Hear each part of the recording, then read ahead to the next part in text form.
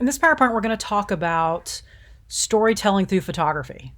I've referred to it a lot in the last couple of lecture videos, and I want to make sure you understand what I mean by storytelling and how to do that through photography. So we're gonna look at that.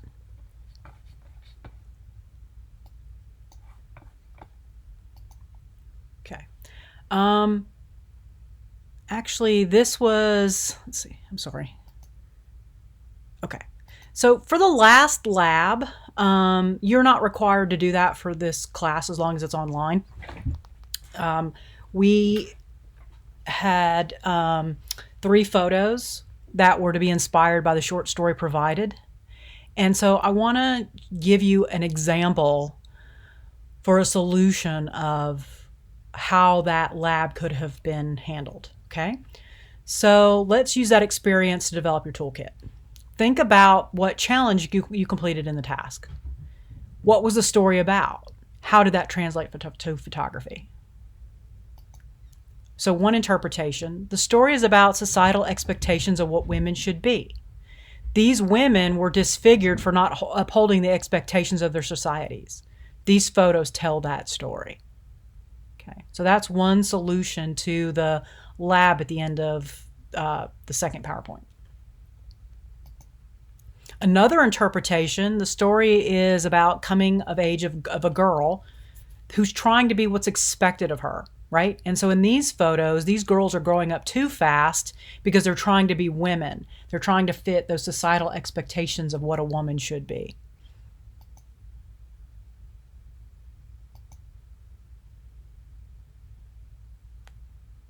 So, digital photography has brought an unparalleled convenience to our lives. But we need to be careful that just because we can take as many pictures as we want, that it doesn't mean that we automatically become lax about how we take good photography or how we make good photos.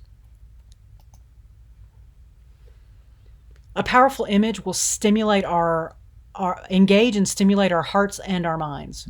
A powerful image has the ability to tell the story. It can be complex, a social commentary, or it can be something very simple. Here, the hippies were putting flowers in the rifles and the guns of the soldiers. A very powerful documentary photo. Storytelling is absolutely the easiest way to create a powerful image. However, you still need to understand and master the technical, compositional, and post-production aspects of photography in order to get that image to stand out, right? As I have talked about, for those of you who've had me in other classes, your brain is bombarded with billions of bits of information every second. Your conscious brain that takes in that information can only process about 50 bits per second. So it becomes selective about what you do and you don't look at. So just because you take a photo doesn't mean anyone's going to look at it. And you want someone to look at your photo, it needs to be compelling, right? So when you use these aspects correctly, the technical, the compositional, and the post-production, it brings out your story more effectively. Principles and elements of design are selected for the story. So how many times have you heard this? This photo is beautiful. Thanks. End of conversation. You want people to see more than just a beautiful photo. You want them to see the story. You want them to say, wow, that photo is really powerful because. And one way you can connect people to a story is through connecting to things that they relate to. Okay, so there are 3 types of stories we're going to consider. Ambiguous, meaning the story can apply to anybody because it's so abstract. Personal, right? So the story applies specifically to the people in the photograph and the people who can understand the person in the photograph or the people in the photograph. And then documentary. Okay, so ambiguous photo story is where an image where the story is unclear. Okay, so look at that photo in the bottom. It's a photo of people in a restaurant. And we don't know what the story is. So you or the person looking at it can imagine multiple stories playing out.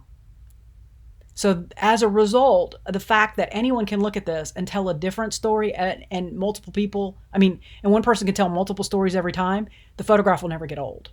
There's always mystery and evolving story based on the viewpoint of the observer, right? And for me, when I look at this, I think of those movies, black and white movies, like the Godfather movies, where this is like a scene in a restaurant right before some terrible shoot scene happens. It just reminds me of that for some reason. But then you look in a little bit closer and you see that there are two people there who are clearly in love, and they're meeting with their family or their friends and probably talking about their wedding. And so, my first interpretation of it as a big picture was very different than when I zoomed in and I looked at the couple in the picture and realized this is actually probably a more happy story. Okay, a personal photo story. Something that happened to you or something that happened to someone else that's real, a real person. You can do it through a single image or multiple shots. The photos that carry the story with them that you can tell to the viewer.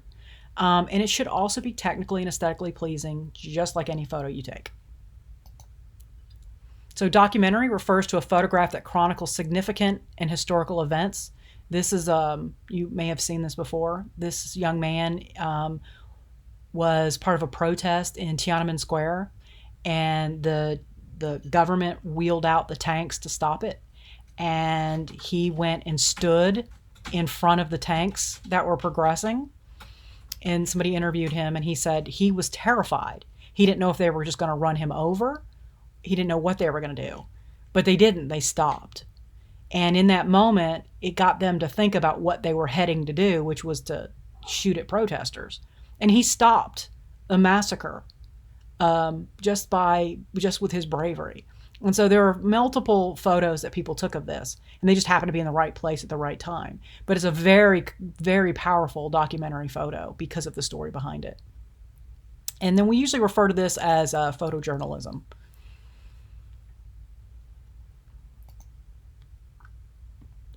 So you want to practice taking photographs that tell a story?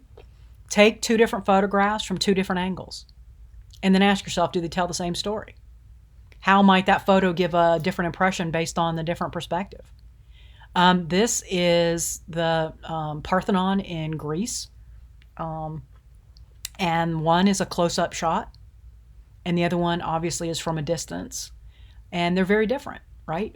Depending on how much you show in a photo, depends on how people see and interpret the story. So always move around, take multiple photos. You just never know which one's going to be the right one. And, since this is in Athens, Greece, if you happen to be there and you take one photo, that doesn't tell the whole story. So you want to go around and tell multiple shots, multiple angles. And then also, if you're shooting for a client, you want to take multiple shots, multiple angles, because you don't know what they're going to always like. You don't. So the more shots you can show them, the more shots you have for them to pick from, the better it is. Because this would be expensive to get here, to go shoot this. You don't want to have to go back because you didn't get the right shot the first time.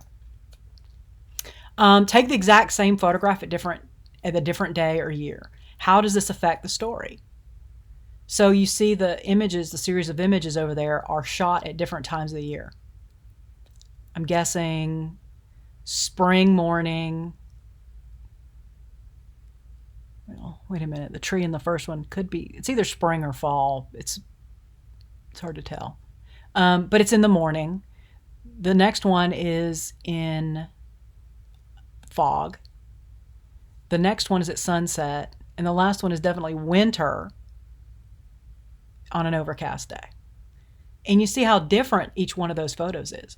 And so depending on the context in which it's being used, one of them would be the perfect photo and the others would not be. And how that could change, right? So if it's meant to be a photo for tourism, obviously this one is more compelling to get people want to go visit. Look how beautiful that is. I want to be there. You know, this one needs a little bit of work. It's overexposed, but it's still a beautiful shot that might make you want to go visit. This and this, not so much. You're not getting people to show up with those shots. However, this is a nice mood shot. And so if the context in which this shot was taken was to produce a feeling of calm and tranquility, then it would be a better shot than this one that clearly has that bright red, sets that sky on fire. Okay, I'm going to stop this video here and continue in the next.